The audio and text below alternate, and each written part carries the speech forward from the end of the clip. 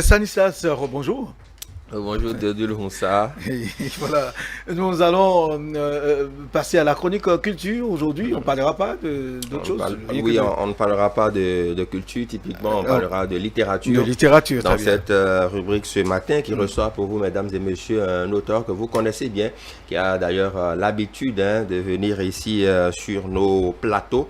Il s'agit de monsieur Gildas Semenvo Tonoucoin. Bonjour, monsieur. Bonjour, monsieur Ama. Bonne arrivée. Merci. Je rappelle que vous êtes coach en développement personnel. Vous donnez donc des conférences et tout dans les structures publiques et privées. Aujourd'hui, nous parlons d'un de vos ouvrages dont le titre est Vaincre la victoire sur les peurs. C'est bien cela? Oui, la victoire sur vos peurs.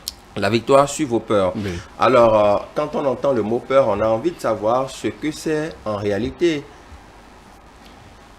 La peur, on peut la définir comme, on va parler de sentiment d'angoisse en présence d'un risque ou d'un danger. Et ce danger peut être imaginaire ou un danger concret. Et aussi, sur le plan psychologique, c'est un état émotionnel qui permet, en fait, à l'être humain de pouvoir s'adapter à l'environnement. Mais personnellement, je définis la peur comme étant la boue dans le moteur. Alors, si nous sommes considérés comme étant le moteur d'une voiture ou d'une moto, la peur, pour moi, constitue de la boue dans le moteur de notre moto ou bien de notre voiture. Et donc, vous imaginez que pour pouvoir sortir, vous mettez de la boue dans le réservoir de votre moto ou de votre voiture. Vous imaginez la suite. Donc, vous ne pouvez pas aller loin et vous allez vous en sortir peut-être avec d'énormes dépenses. C'est ce qui se passe exactement lorsque nous nous laissons phagocyter par la peur. Nous avons des conséquences désastreuses, non seulement sur le plan physique, mais sur le plan psychologique. Voilà. Vous parlez de la peur. Est-ce qu'on peut vivre sans la peur aujourd'hui? Quand vous observez tout ce qui se passe dans notre monde aujourd'hui, peut-on vivre sans la peur? C'est challengeant de vivre sans la peur. Donc, parce que à chaque pas que nous faisons, nous avons des situations, nous avons des événements qui ont tendance à nous plonger dans la peur. Mais lorsque l'on prend conscience des conséquences négatives de la peur, on se met dans un plan d'action personnelle constant qui fait que à chaque fois, à chaque minute, nous nous recadrons pour pouvoir savoir raison garder pour atteindre nos objectifs. Rappelez-vous, j'ai défini la peur comme étant la boue dans notre moteur. Et donc, si nous avons des objectifs sur tous les plans que nous voulons atteindre et que la machine qui va se mettre en marche, en action pour pouvoir atteindre ces objectifs, c'est nous-mêmes et que nous permettons de rester esclaves de la peur, cela veut dire que nous n'allons pas atteindre nos objectifs. C'est un livre de 92 pages que vous avez commis. À l'intérieur, vous parlez du lien entre l'ego et la peur. J'ai bien envie de savoir, est-ce qu'il y a une corrélation entre les deux?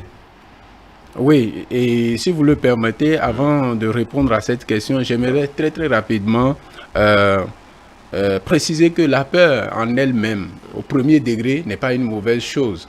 La peur, il nous faut un minimum de peur pour pouvoir éviter les dangers. Si bien que lorsque nous voulons traverser la voie, par exemple, ce minimum de peur nous permet de bien traverser, de faire attention aux voitures et aux motos qui passent. La prudence. Oui, c'est bien cela. Et au deuxième niveau, la peur. Il y a la peur du point de vue état d'esprit et on va parler de la peur de la mort, de la pauvreté, de l'échec, de perdre l'être cher et la peur au troisième degré qui va être la peur considérée comme un esprit. Et donc, quel est le rapport entre la peur et l'ego? L'ego, je définis l'ego comme étant, déjà dans le livre j'ai parlé du triangle de l'ego qui fait que l'être humain que nous sommes, nous avons l'habitude de nous considérer comme étant séparés de Dieu, par exemple. ce qui fait que nous avons peur de la punition, de la damnation. Et nous oublions que Dieu nous aime et que c'est lui qui nous a créés. Si bien que quand nous avons commis, par exemple, une faute, au lieu de nous focaliser sur les actions à poser pour ne plus commettre cette faute-là, nous nous focalisons beaucoup plus sur la punition. Il faut que nous soyons punis avant de passer à la seconde étape. L'ego amène l'être humain aussi à se considérer comme étant séparé des autres.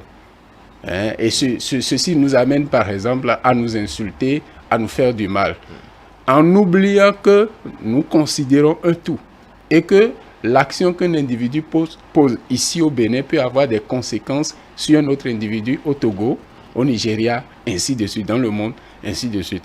Et l'ego nous amène également à nous considérer comme étant séparés de la nature.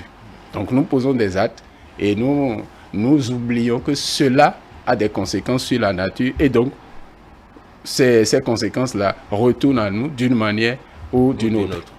Au dernier niveau, l'ego,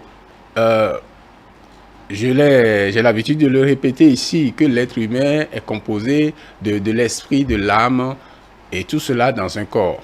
Mais généralement, nous nous considérons comme étant que corps.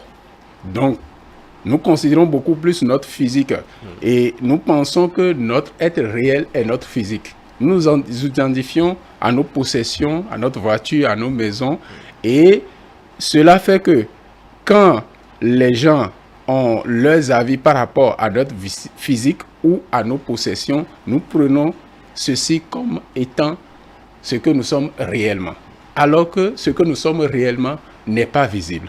Donc vous voyez, l'ego, le fait de se laisser guider par l'ego fait que nous aurons peur de la vie des autres, nous aurons peur de la mort, nous aurons peur de l'échec, de la pauvreté et ainsi de suite. C'est vrai que ces différentes peurs, on va en parler tout à l'heure, la peur de la mort et de la pauvreté notamment. Oui. Mais j'ai envie de savoir, quand quelqu'un a peur aujourd'hui, est-ce qu'il y a des exercices à faire pour surmonter cette peur-là? Puisque nous savons, petit ou grand, riche ou pauvre, il arrive des moments de notre vie où nous avons extrêmement peur. Y a-t-il des exercices en la matière pour surmonter la peur? Oui, il y a des exercices.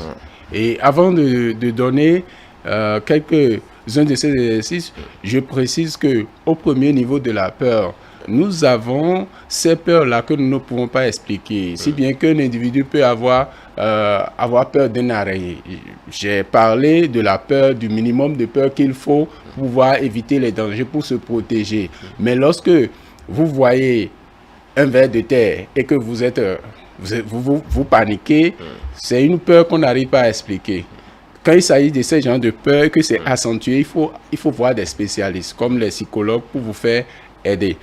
Et lorsque la peur est du point de vue état d'esprit, ce que moi je demande généralement, c'est de faire un point et d'aller à la source de cette peur. Cela veut dire quoi? La plupart des peurs que nous avons au niveau état d'esprit proviennent du type d'éducation que nous avons reçu, de ce que les gens ont l'habitude de dire autour de nous, de nos propres expériences, de notre éducation du point de vue scolaire, universitaire, bref, lié à notre environnement. Donc, il faut aller à la source et maintenant commencer par changer ce que nous écoutons, ce que nous avons l'habitude de regarder, par exemple les films d'horreur, voilà, les émissions que nous regardons.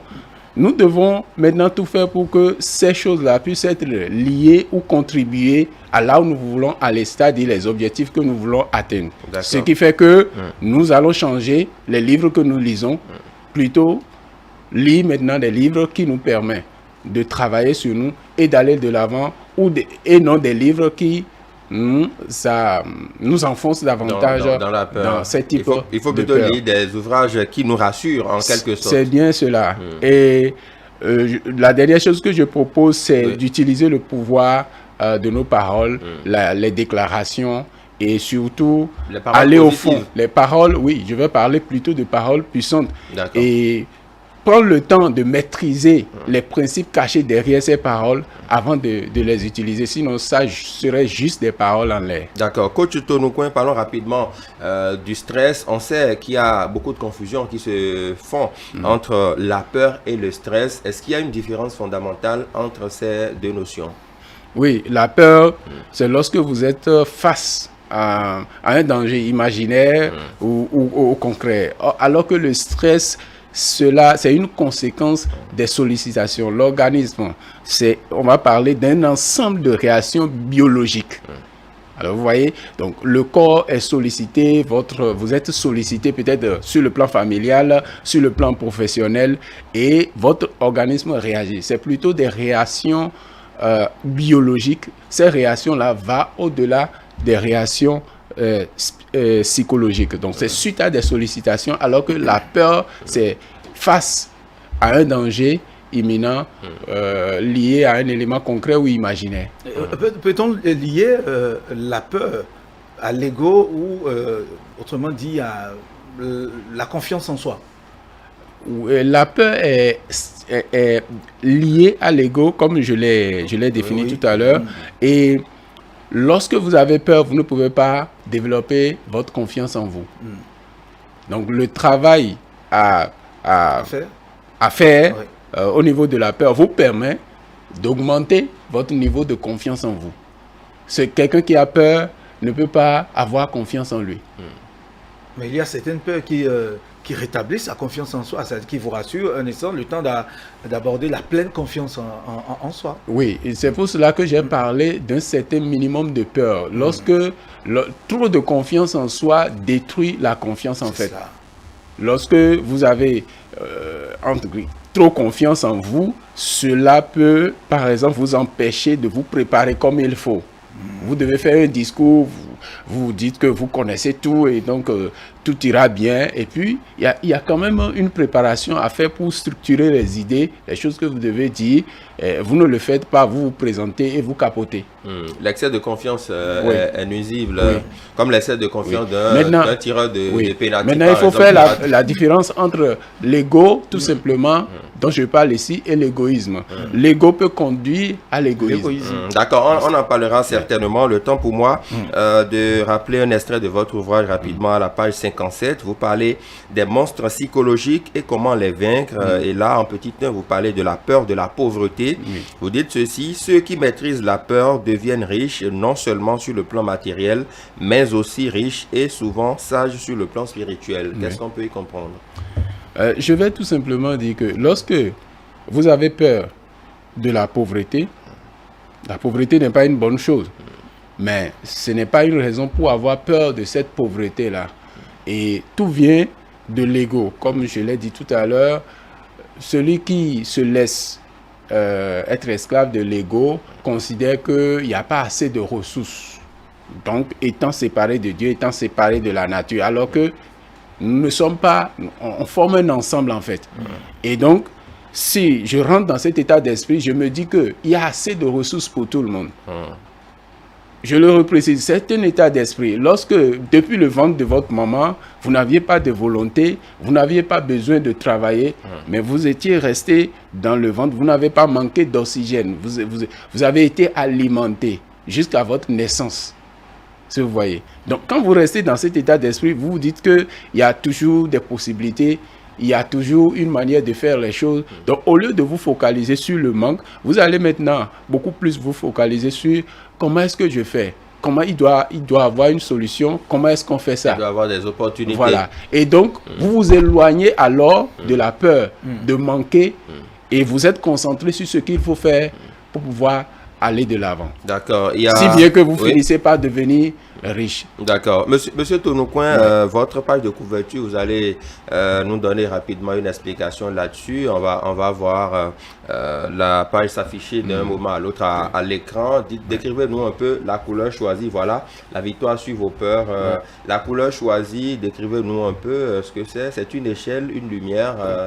L'essentiel à comprendre. Oui, il y a la dominance de la couleur noire qui symbolise la peur.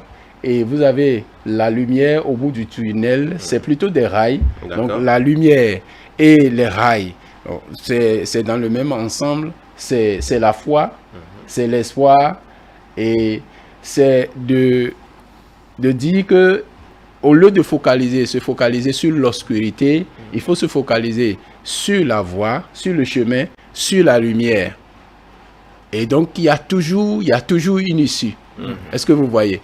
Très bien. Quand vous rentrez dans votre chambre et qu'il y a l'obscurité la nuit, vous rentrez tout fatigué et vous avez besoin de la lumière, qu'est-ce que vous faites? Vous allumez, tout simplement.